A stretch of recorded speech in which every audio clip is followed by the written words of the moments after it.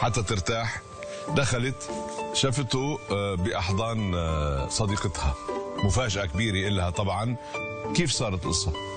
انا ماشي خنتها مع الصديقه ديالها، انا ماشي شو ماشي كنت عم تعمل مع الصديقه؟ انا ماشي خنتها مع الصديقه ديالها، ولكن انا من نهار الدار ملي كان انخصام بيني وبينها حطيتها في العمل ديالها ورجعت للدار.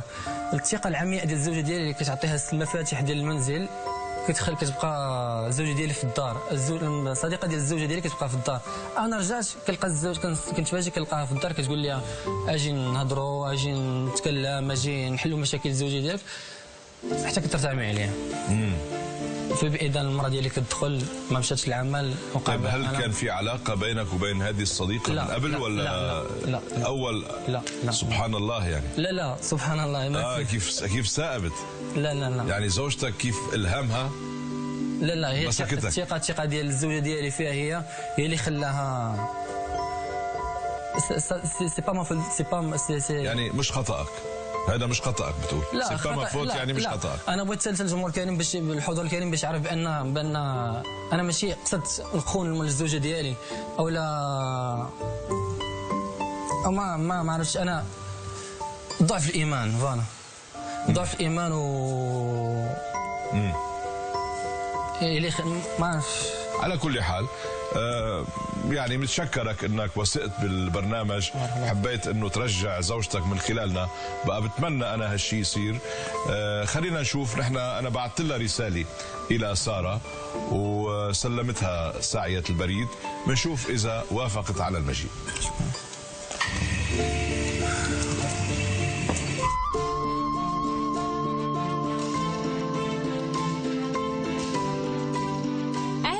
جورج، احنا الان كنتواجدوا بمدينه الدار البيضاء، العاصمه الاقتصاديه بالمغرب، وكيف ما كتشوفوا مورايا البحر زوين. ويلا ودابا معايا باش نقلبوا على الدار ديال ساره مكمل باش نعطيوها الدعوه ديالها.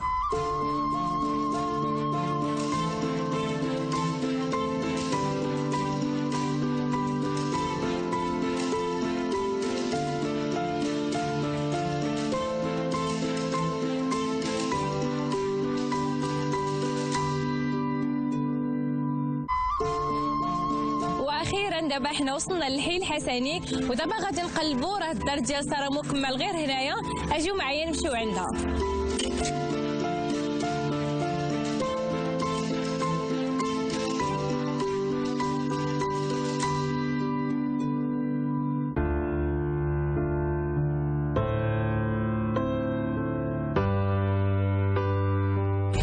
يمكن هذه هي الدار ديال ساره، اجيو معايا نشوفوا واش كاين.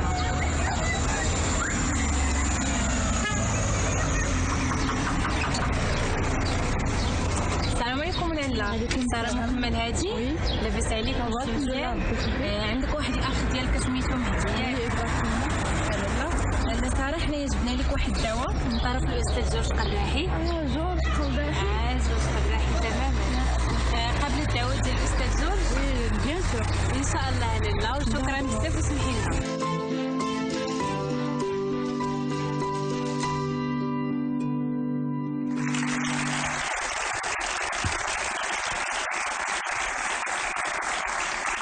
وصلت هنايا وسلمتها الدعوة ديالها.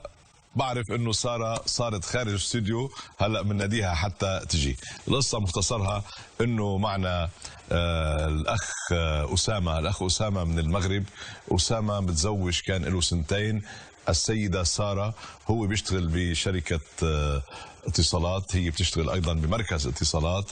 كانت مريضة ذات يوم، رجعت على البيت لقت اسامة في احضان اعز صديقاتها. اختلفوا طبعا، شارعوا، انفصلوا، طلقها. إلهم هلا سنه و3 أشهر مطلقين. رجع الاخ اسامه لحتى يحاول يستعيد زوجته ويرجع هو اياها من هذا الاستوديو الى المغرب. بدنا نشوف هلا شو موقف ساره من نادي ساره. تفضلي ساره.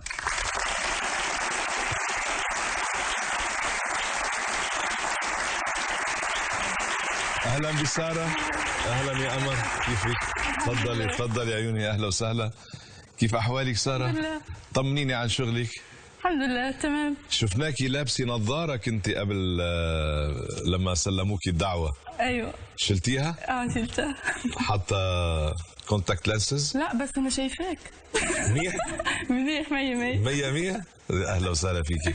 ميرسي. بعدك بشغلك؟ مركز اتصالات؟ شو شغلك؟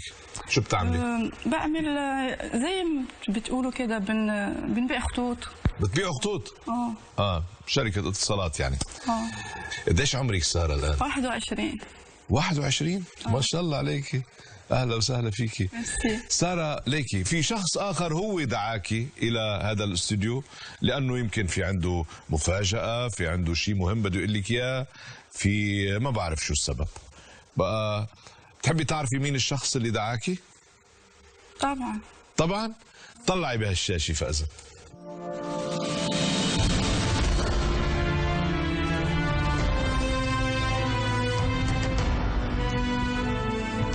تعرفي النجم ده؟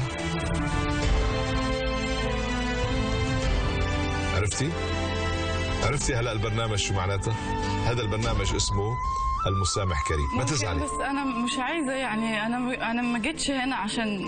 طيب خلص بس هو يا دعاكي. هلا جيتي عشاني. انا وياكي عشانك يعني مش عاوزه اشوفه ولا انسي. انا ما جيتش هنا على قبلت شيء. يا ستي انسي خلص. لا مش ممكن انسان يعني ممكن اخرج ولا حاجه. لا مش عايزه اكمل في البرنامج ولا حاجه والله. تخرجي.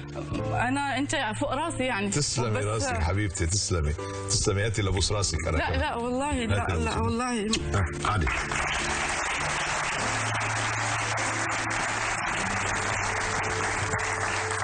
أنا فهمت القصة وأنت معك حق 100%. معك حق 100%. هلا هو عم بيعمل بمحاولة، يمكن أنت ما تستجيبي، أنت حرة وقرارك بيدك. هدي أعصابك وأنا معك، ما تخافي. هذا الشاب طبعا هلا ارتكب خيانة عظمى، زنا اسمه، بس يبدو بعد سنة و3 أشهر حن مشتاق من الأول هو وحاسس بغلطة وجاي فكر إنه بركي عبر هالبرنامج. لا عم ترجفي. لا عم ترجفي. حب يمكن اعتبر إنه من خلال هالبرنامج ممكن يستعيد هالجوهرة اللي فقدها. ممكن بقى كتب لك رسالة أنا رح بقرأ لك إياها وأنت بعدين بتقرري. أنت بتشوفي إذا بتصدقيه ما بتصدقيه. خلينا نحكي. يلا.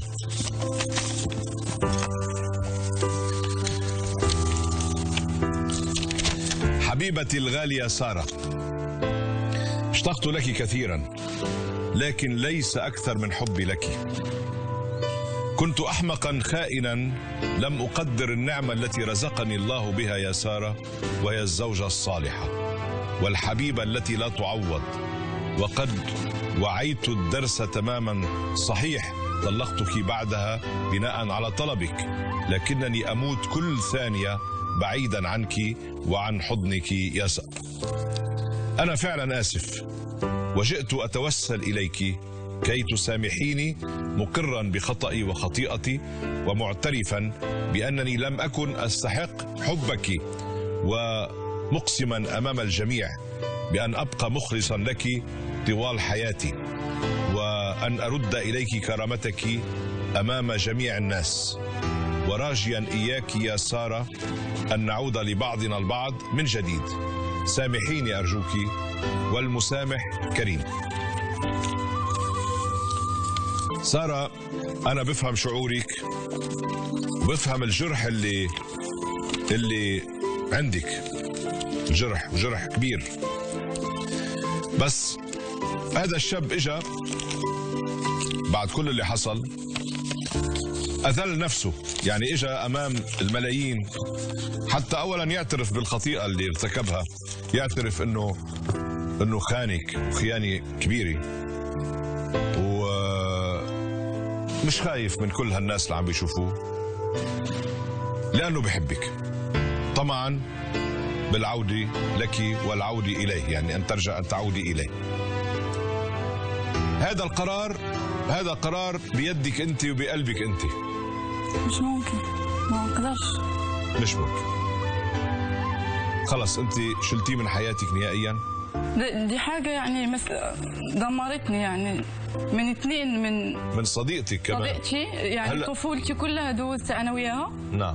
وواحد اللي كنت كتتخيل فيه كل شيء، بنيتي احلامك معاه، شفتي في بابا ولادك كل شيء، فهمتي؟ نعم. ما نقدرش. نعم. نعم. طيب انت انه شفتيه بالجرم المشهود ولا اعتقدتي انه هذا اللي حاصل؟ لا، شفت كل شيء بعينيه. من بعد كيبان لي هو صاحبتي، صافي ما قدرتش نصبر. شنو غندير؟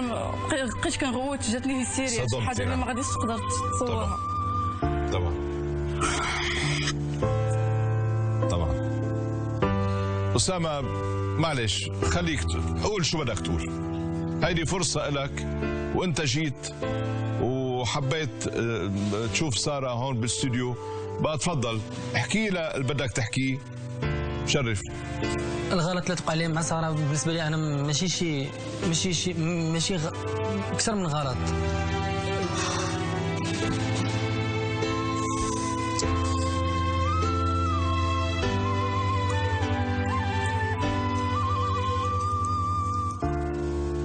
انا هذيك المده اللي كنت دوزت مع ساره عمري ما غنساها. اللي في الصراحه واخا طلقتها، واخا طلقت واشتغلت في الديار البلجيكيه وخدمت تما كمهندس صوت. بغيت نتزوج ولكن ما قدرتش، ما عمري ما قدرت ننسى ساره. ساره عرفت فيها بزاف د الحوايج، عرفت انسانه اللي في الصراحه عندها قلب كبير. لا انا عارف ساره، انا ما دوزتش انا وياها قليل، عارف ساره مزيان، عارف بان هذه الهضره ماشي هي اللي كتقولها، عارف بان ساره ماشي هي اللي كتهضر. ساره انا عارف اني كنبغيها الصراحه، عمري ما قدرت ننساها. هي اللي كتقول انني عندها راجل، عندها ماشي انا اللي راجل، كاين رجاله بزاف. انا كنقول قدام الملأ ان هي اللي كاينه لي انا، هي المرأة الوحيدة ديالي أنا. وأنا عارف بأن سارة عمرها ما قدرت تنساني، وأنا عمري ما قدرت ننساها. هي اللي كانت بأنني عمرها ما تسولات ولا شي حاجة، أنا ديما كنت كنسول فيها أنا، وكنعرف ديما الجديد ديالها وديما الأخبار ديالها. هادشي اللي خلاني أنني نجي لهنا البرنامج ديالكم وندق أبواب ديال البرنامج ونطلب السماحة منها. أنا عارف بأن غلطت ونطلب من الله يسامحنا واللي درناه. نعم. سارة بدك تقولي له شيء، بتحبي تجاوبيه شيء؟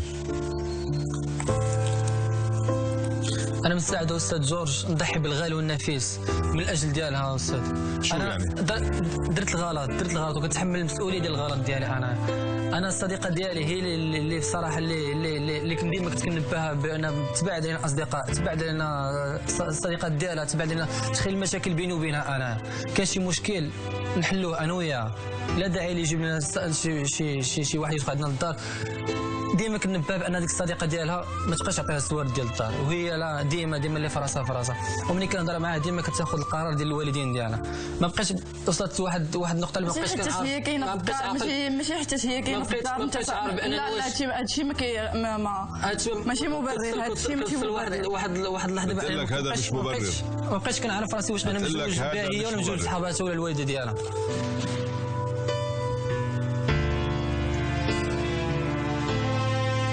قالت لك هذا مش مبرر. إلا عطتني فرصة أستاذ، إلا عطتني فرصة إن شاء الله آخر مرة غادي نبرهن لها قدام الملأ وقدام الله سبحانه وتعالى بأن غادي يكون خير إن شاء الله. سارة هذا الشاب تايب، إجا تائب، بدك تحبي تسامحيه؟ مش قادرة؟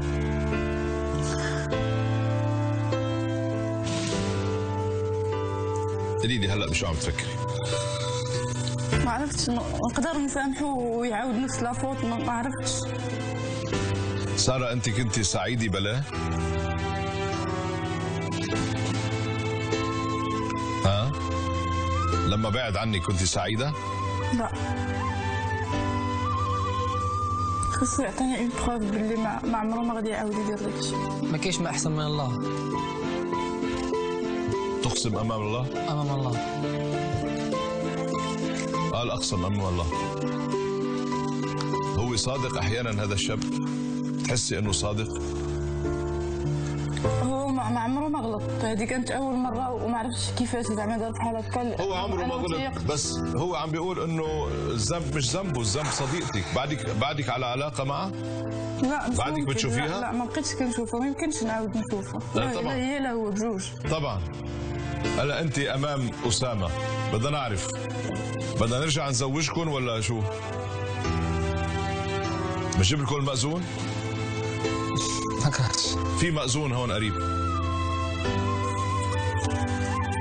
بدك تسامحيه ساره؟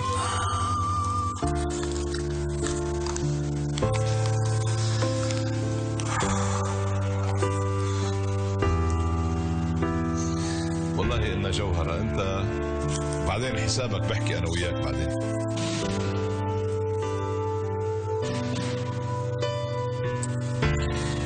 بدي أسألك سؤال بس جاوبيني.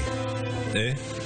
لما شفتي حسيتي هيك فرحتي ولا كنت زعلانة؟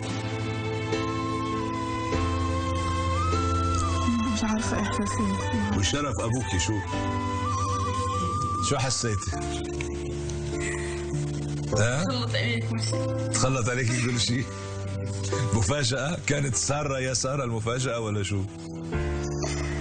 إيه سارة، وفي نفس الوقت انا ما كنتش بغيت نتفكر هذا الشيء وبغيت نكمل حياتي، ما بغيتش نبقى. طيب يمكن هذا الشاب نصيبك، يعني أخطأ وندم وتايب